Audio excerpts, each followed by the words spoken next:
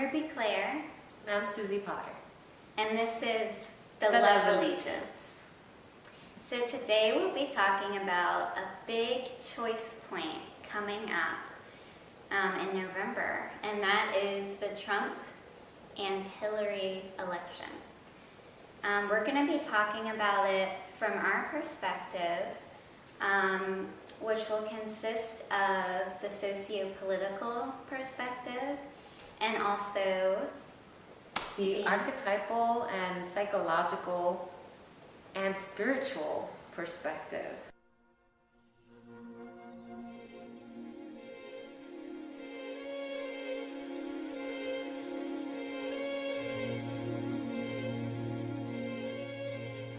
we wanted to start by speaking a bit to an archetype that I have been so interested in. And this archetype is one of the most ancient stories that's on the clay tablets of the cuneiform, is the story of Gilgamesh.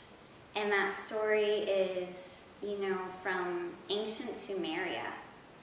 And in that story, this Gilgamesh character represents a hero.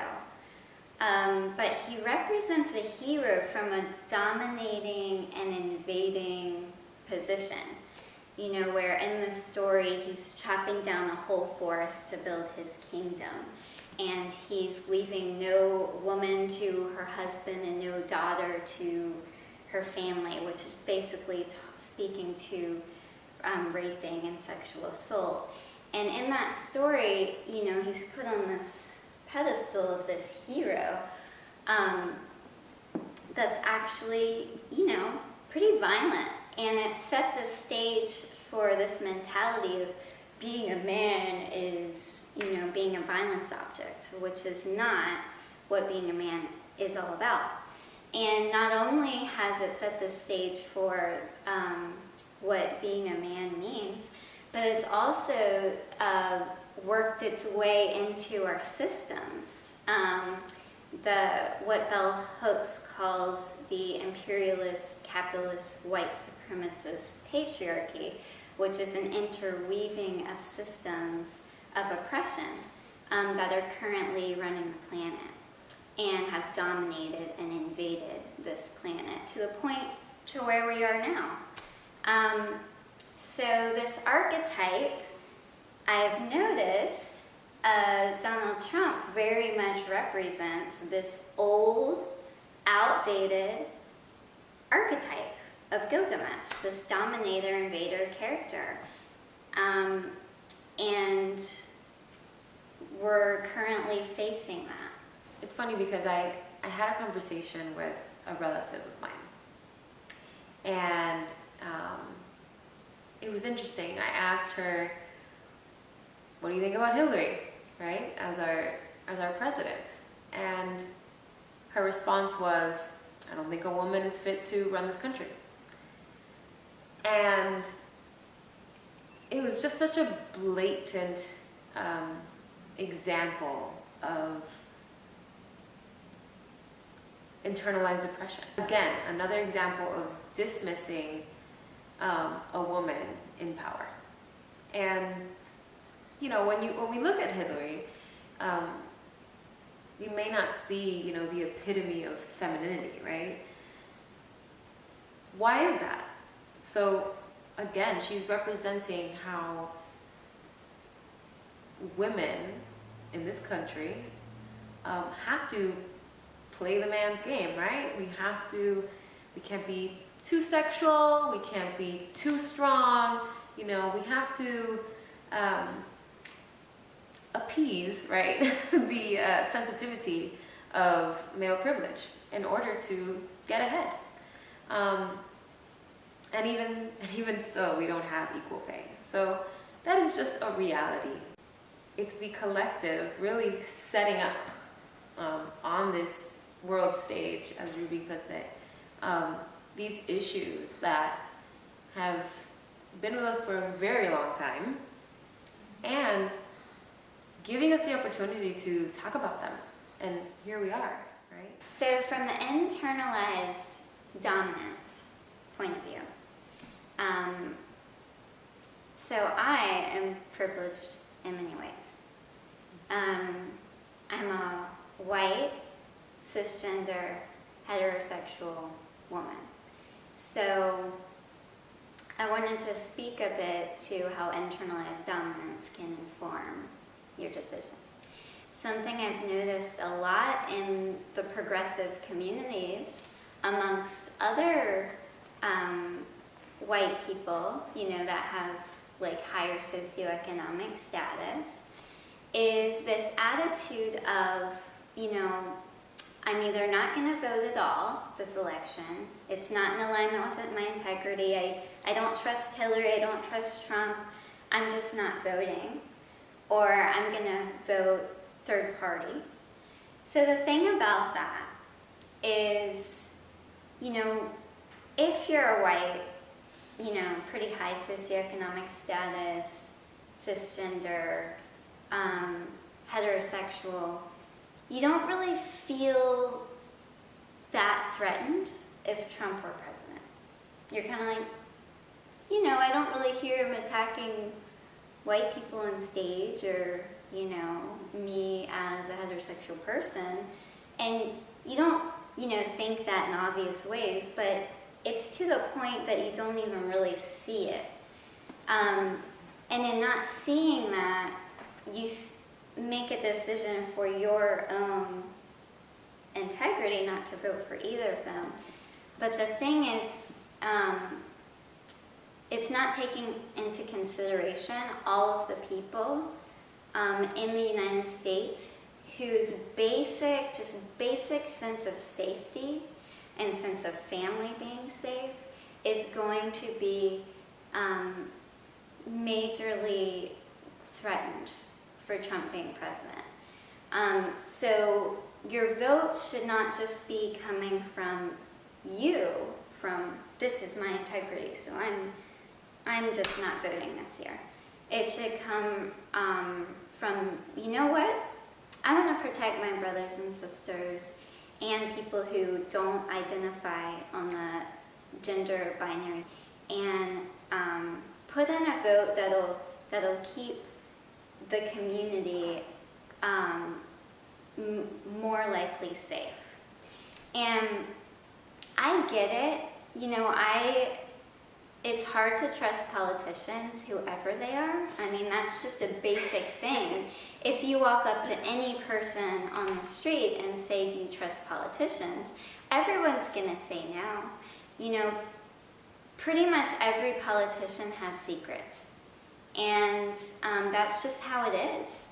But that doesn't deny the fact that your vote still matters. And our system currently cannot hold third party. I wish it could, but it currently can't, and that's the reality. And that your vote is not just for you, but it's actually for protecting humanity. And not just humanity here in the United States. This is global. So it's important to consider these things when choosing to vote or not to vote this coming election. Well, first of all, we are following a presidential event that is historical, right? We just had first black president for 8 years, right? And if you look at what that sparked in that time, it really invited people to speak out on these issues that we've had for a very long time, right? So issues of race, Black Lives Matter, issues of marriage equality, issues of Native American population or culture, preserving sacred lands. So many things that have just been stirred up and moved in these past years.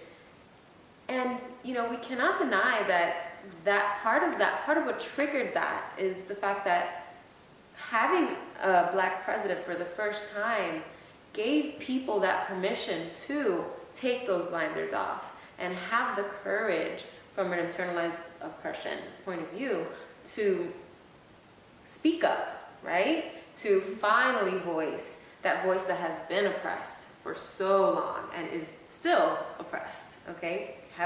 We haven't solved the issues yet, but allowing that movement to happen, that's the only way that we're gonna get to a better world, right? A more unified world, a world in which love can hold us all, which is what the Love Allegiance is about. So with that being said, imagine what having a woman as president can do, right? We've already seen the example. So giving women a voice, you know, I am so excited about it. Yeah, this election is scary because it's allowing us to, it's really putting all these issues up in our face, right? If we allow them to, if we take the blinders off and look at them, and that can be scary. But at the same time, it's exciting because it's birthing a new way, right? Yeah, so just keep in mind that who we choose to represent us on the world stage and to represent the United States is very important, not only for the children growing up all over the world to see a woman in a huge leadership position and how that can affect them and their consciousness growing up, but also other countries. You know, a lot of other countries already view the United States within a lens of we're dominator, invader, kind of assholes. And do we want to perpetuate that image by electing Trump or electing Hillary, who might show a more compassionate perspective and maybe even give hope to women in other countries that they can have a voice and they can rise up, you know? So just keeping in mind that this stuff affects us at what's on the media, it really affects us at a psychological level and we don't even realize it. So just check in with yourself and listen to where your vote is coming from before you vote in November, and just make sure it's coming from your heart and where you actually want to see the consciousness shift for us all. And that's all that we ask here. Yeah, and with that being said, at the end of the day, you know, we struggled throughout this video, right? It's serious, it's important, and whatever the outcome is, just the fact that we've had a black president and now we have a female presidential candidate, that in itself speaks volumes. It speaks volumes to the direction that we are headed in as a collective. Yeah. So the Earth's voice is being heard. And I think not only is this sparking conversation with women, but it's sparking conversation with all genders. About the gender roles, we don't really want to box ourselves in anymore. So we just want to remind you to join our community at the Love Allegiance, right? Subscribe to our YouTube channel, follow us on Facebook, leave a comment, get whatever you have on your chest out. We're open to hearing it. And check out some of our other videos. We have a video on the inner child that's going to be really refreshing, really interesting, and lots of other goodies on there too. So check it out. See you next time. My name's Cabo, and I approve this message. Masculine, but not too masculine, because I gotta be soft. We got this. Woo! Damn, this must be what Hillary feels like. Fuck. Subscribe to the Love Allegiance page by clicking below.